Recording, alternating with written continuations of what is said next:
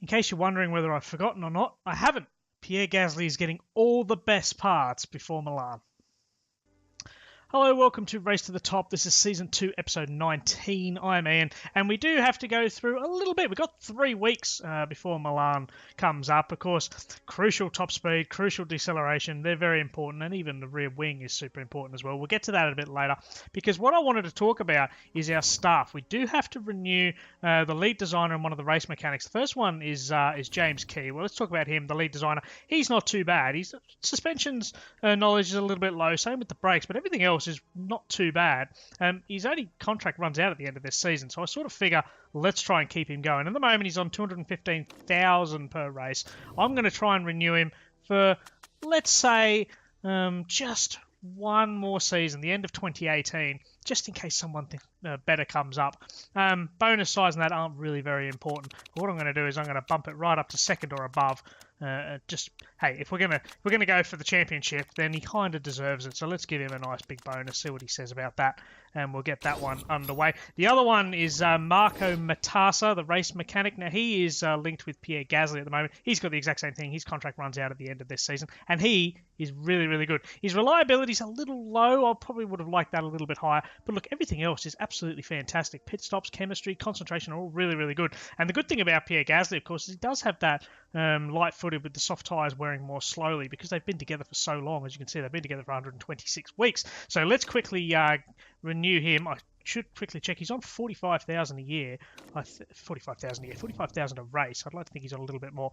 So let's give him $60,000 per race. And I think we'll do the same thing. We'll just get him for the one year, because I think year by year is a lot better, and we'll do a very, very similar setup to what we did with our lead designer. Give him a nice big bonus as well. If we're gonna go for a championship run next year, which let's be honest, it's not going to happen, then he kind of deserves the money that we can get.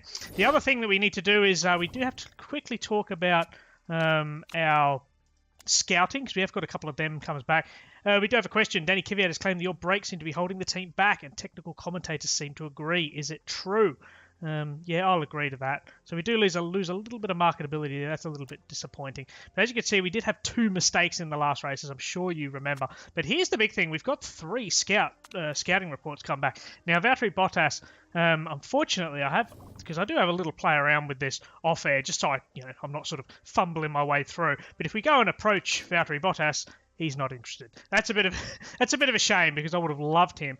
But if we have a look at the other 2 that are coming through, Barret's a low-quality driver in Formula 1. He's not that great, is he? And in fact, if we sort of compare him to, say, Pierre Gasly, you can see that Pierre Gasly's probably just got the edge on him. Not by much, though. And of course, he's nowhere near good enough, as good as Danny Kvyat.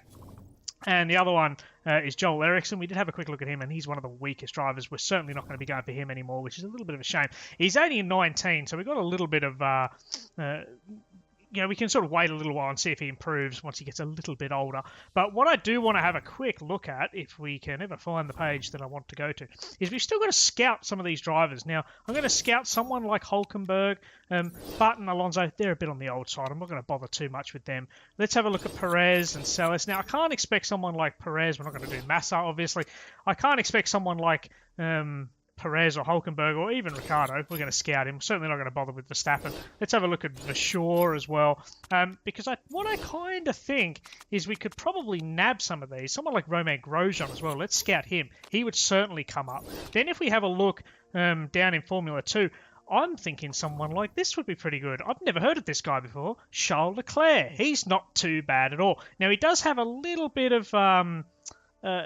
quite a lot of permanent traits, but as you can see, he's a racer, he's a born leader, he's got a great first lap. This guy is pretty good, and he's someone that I'm really, really thinking we might be able to grab him, because at 19 years of age, if Koiranen go up, he might not be so sure. But as you can see, his morale's a little bit on the low side. His car opinion's quite low. We could try and nab him, sign him for a couple of years, because look, his contract runs out in 4 months. So that gives us a real opportunity to sign someone like that. I would have a look at someone like Daniel Nagy as well, but he's not as good. Even though he's got that racer attribute, which bumps everything up to 10s, 12 and 12 for smoothness and adaptability. I don't really think he's worth it. He's not an improvement over Gasly. But I think a lineup of Leclerc and Pierre Gasly wouldn't be too bad, particularly as Leclerc is only young and Pierre Gasly's not that much older. So that's something that, I'm sort of weighing up. We're not going to worry too much about it in this episode, but it's something that we're going to have to look at before the season's out.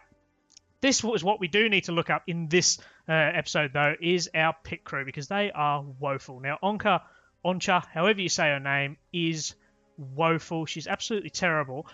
So we are going to have to replace her, but the question is, who do we replace her with? If we go mistake percentage, what I'm going to do is I'm going to bring in Kaneoka onto that front right. Now, we do need someone for the front jack.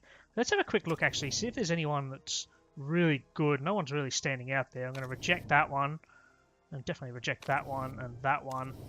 And what we'll do, who can we bring in? There's a 0.6% chance of Dasau.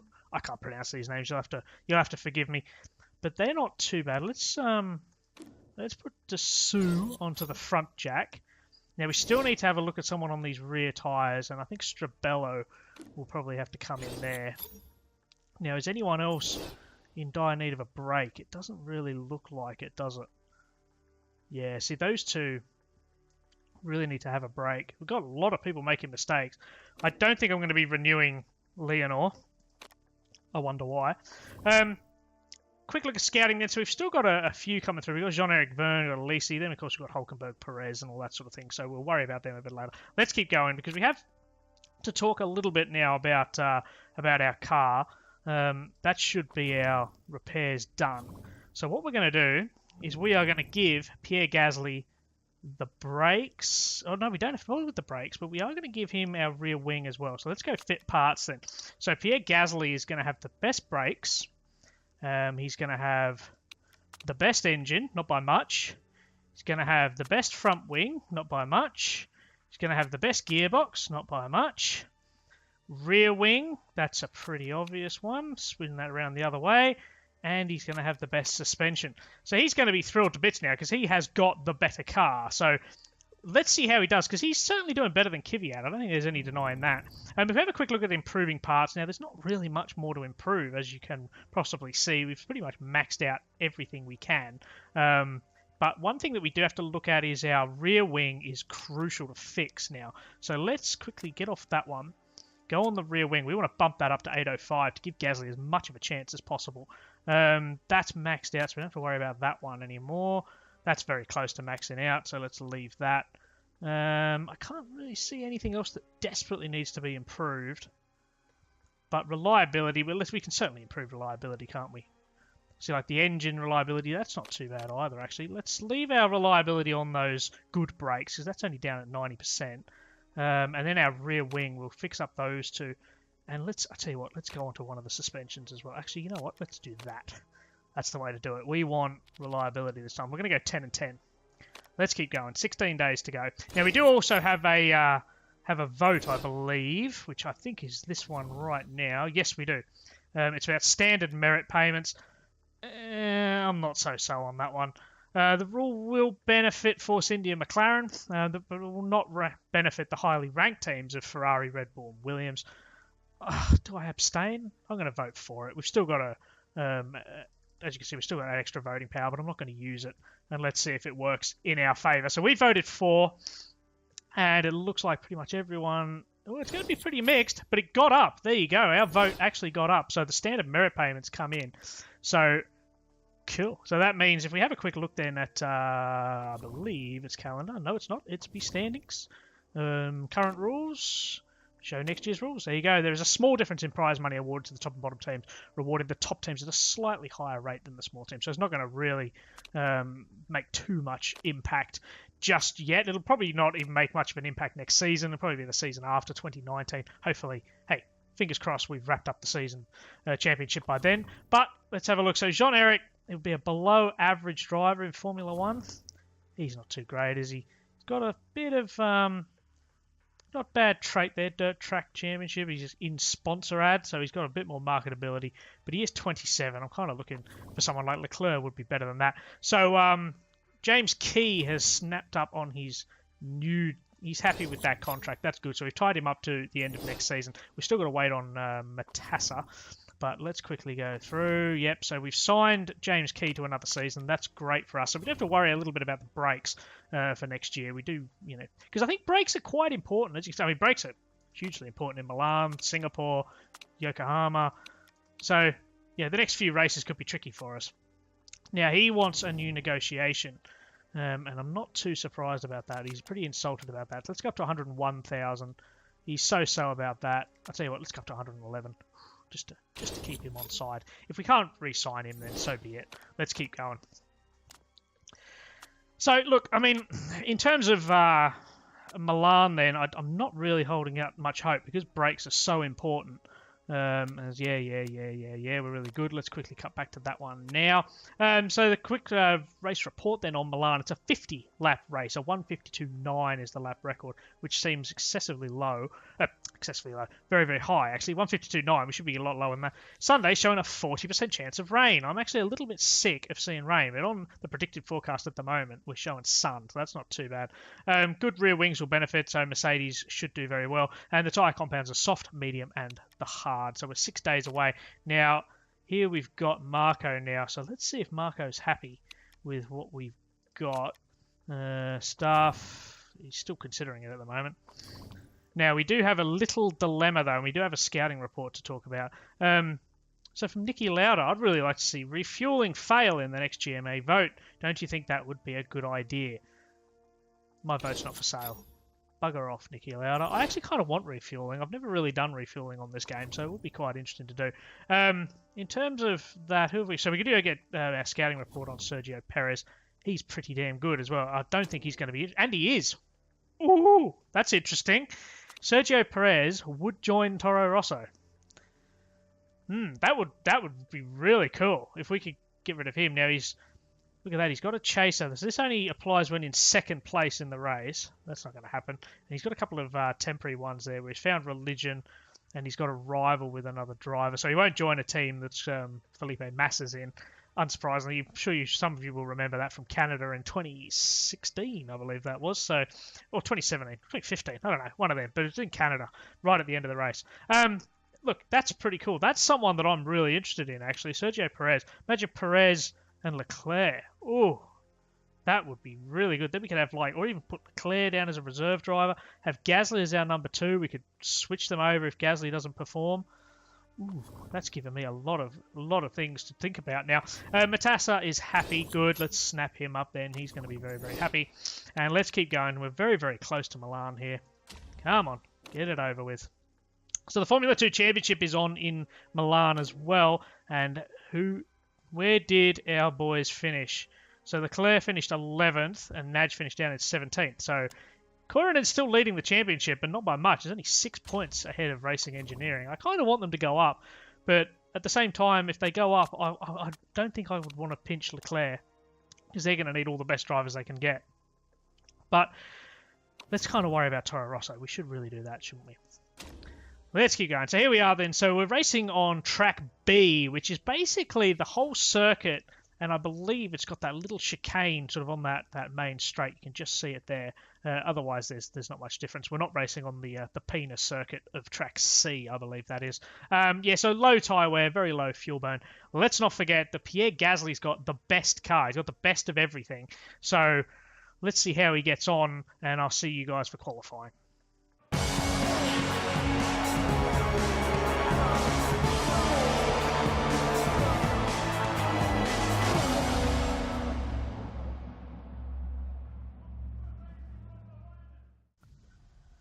Well, here we are for qualifying, and I'm pretty optimistic. Not so much about the qualifying, but about the race, because one of the biggest issues that we're facing is that Pierre Gasly, we're going to be, when we go into the race, we're going to be using this trait, this knowledge of soft tyres wearing more slowly. But something that you guys need to understand is that the soft tyre is the quickest tyre. So I've been quite careful not to use soft tyres on Gasly's car too much because he's going to need them for the race. But what we're going to do is we're going to go for the soft tyre and we're going to go for the sweeter spots because we do need to qualify on the soft tyre. Danny Kvyat, meanwhile, we can go and put him onto qualifying trim. We managed to max out our race trim, so we've done very, very well. In terms of car setup, as you can see, we didn't do too badly with Gasly. Speed balance is a little bit low on both cars. Handling, though, we perfected, which is really, really good. Let's have a quick look so you can see Kvyat.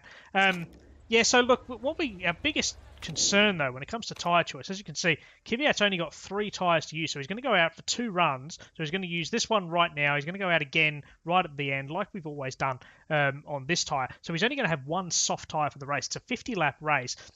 These mediums, they'll probably last about 31 laps if we're lucky. So the soft tyres so we might be able to one stop it and go medium soft or soft mediums, however we go about that. Gasly, meanwhile, what we're hoping to do with him is go soft. So he's got 2 tyres as well to go through on this during qualifying. He's going to go out on these ones and then right at the death he'll go out again. And then he's got 2 tyres because we're going to use that that knowledge of being able to not wear through the softs as quick. So he should be able to go do 2 stints or 1 stop and go soft. That's the theory. He'll probably qualify 14th. But in saying all that, we've actually done very, very well in practice. Gasly just pipped Kvyat right at the end of practice on the mediums. He beat him by like 1/100th of a second, something like that. It wasn't much in it. But he was on the mediums and Kvyat was only on the softs. Or, I should rephrase that because Gasly was on the mediums and Kvyat, for some reason, was on the soft tyres, the quicker tyre, and yet he wasn't as quick as Gasly. So I do realise, of course, as I've said earlier, Gasly's got the best parts on the car, so you kind of expect that. But 11th and 12th, I'm really pleased with that. Hulkenberg was sort of 8th, and then right behind us was Carlos Sainz, but rather interestingly, Haas was a long way down. Grosjean was the best out of Grosjean and Webber. He was the best, but he was sort of 14th, something like that. Then you've got Webber sort of right down at sort of 17th, 18th, something like that. And then you've got Rapax of De Vries and Sissotto Jr. miles behind. Now, both our drivers perfected their temperature. So Gasly's got a flying lap. It looks like he's got a Ferrari in front of him, and that looks like it's Vettel that's in front. So let's hope he doesn't hold up Gasly too much. I wouldn't have thought he would somehow, but we're the first ones out. So Gasly is going purple at the moment. And he's only 3/100ths of a second down. I mean, there he goes, half a second down now. So he got stuck in traffic. Vettel is holding him up a lot. Gasly and Kvyat aren't doing too badly, though, in terms of time. Kvyat was 5 cents down as well, so they should be somewhat similar. But as we can see, Gasly's just done his second sector, and he's 1.1 seconds behind. Hamilton will be setting the provisional pole. So Gasly's gone fastest with a 109.7. Watch out for Hamilton, though, because Kvyat's actually just pipped him. But Hamilton's gone fastest with a 108.2. Kvyat has actually pipped Gasly, not by much, by 4/100ths of a second, so there wasn't much in that. And now the other guys are coming across now. So you've got Sainz splitting us. We've dropped down to 5th and 7th. Grosjean's behind. That's good. Perez and Ocon, they kind of expect them to be ahead as Vettel is going purple in the first 2 sectors. So you can expect to see him doing something. And anyone else that we really need to worry about? We do need to worry a little bit about Sissotto and De Vries. They're not doing anything. As you can see, Webber and Grosjean are behind us, which is what they were in practice as well. So this track does not suit them. So this is a real opportunity for us to try and get a point or two. As I say, we're not going to be catching up to Renault, as you've probably noticed in the last few episodes. We're not going to be catching up to them. But the fact that we're doing very well in terms of time, we're about a 10th up on them. So that's quite promising. Alonso has put it ahead of us, but Button's really, really struggling. And you can see the 2 Rapax drivers at the back of the grid doing nothing. So it takes about a minute 20 to get around. So I'm just going to speed things up a touch, just so I don't have to waffle for hours and hours. So we are going to send Gasly out first, then we're going to send out Kvyat. Or do I send out Kvyat? I might even send out Kvyat first and then send out Gasly because he's got the better car. And hopefully you're going to have the better grip as well. And there doesn't seem to be any rain forecast, which is promising for us. But as I say, it takes about a minute 20, so we're looking at doing a 1-stopper for tomorrow's race. Whether it really hinges on Kvyat as how quickly he degrades his tyres, particularly on that first stint. But it also hinges for Kvyat as to what time where he finishes, where he starts the race. If he starts quite high up, he starts in the top 10, we'll probably have to start him on the soft tyres. If he's down at the back somewhere, which we can kind of expect to happen, then we may be able to take a bit of a gamble and put him on the mediums as well, or maybe even the hards and go hards, mediums, something like that. Because I'm a little concerned about his. He doesn't seem to... He degrades his tyres at a rate of knots. So we're going to send Kvyat out first. There he goes there. And we'll send Gasly out at, say, a minute 50. Just so we've got a bit of a split between the drivers. We don't have to worry too much about them. So we're just going to get to that minute 50 now. So let's send out Gasly. So he's still got 2 sets of soft tyres, which again, like I say, we're hoping to do a one-stopper and go soft in tomorrow's race. Again, the rain could really play a part in that as well, but that will help Gasly, only having to really worry about that one-stopper. Kvyat, on the other hand, if the rain's forecast early, we start on the softs. If it does not forecast in the first half of the race, maybe we go hards. That might be a better option. But let's cut to Kvyat now. Let's focus in the now rather than what we're going to be doing in tomorrow's race. Kvyat has overheated his brakes a little bit, but he's got perfect tyre temperatures. Let's hope they can get something out of this. And keep an eye on Gasly's temperatures as well. He did very well. He perfected both of them on his first out lap, on his first timed lap. And he's doing quite well. He's got great, not perfect.